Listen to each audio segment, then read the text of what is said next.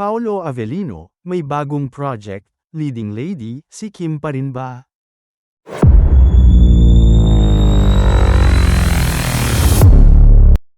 Abangers na ang mga tagahanga ng award-winning kapamilya actor na si Paolo Avellino sa kanyang mga susunod na proyekto sa ABS-CBN.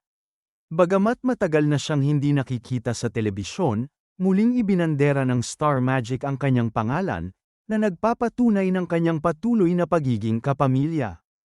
Ang kanyang pagbabalik ay inaasahan ng marami, lalo na't nakatakda siyang bumida sa isang kabang-abang na teleserye ng ABS-CBN. Kilalang kilala si Paolo sa kanyang husay sa pag-arte at sa kanyang misteryosong aura na kinakikiligan ng mga fans. Patuloy niyang binibigyang buhay ang iba't ibang karakter na tumatatak at nagmamarka sa puso ng mga Pilipino.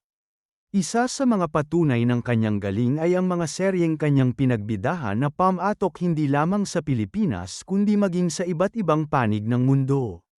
Kabilang narito ang Linlang, kung saan nanalo siya bilang Best Actor sa 2024 TAG Awards Chicago.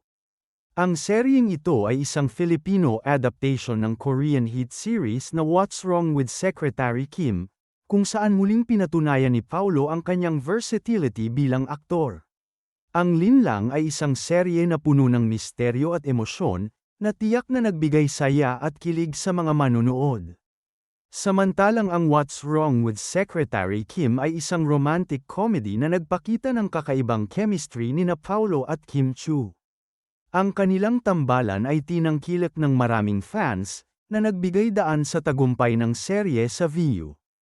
Hindi lamang sa mga teleserye kilala si Paolo, kundi pati na rin sa kanyang mga pelikula at iba pang proyekto.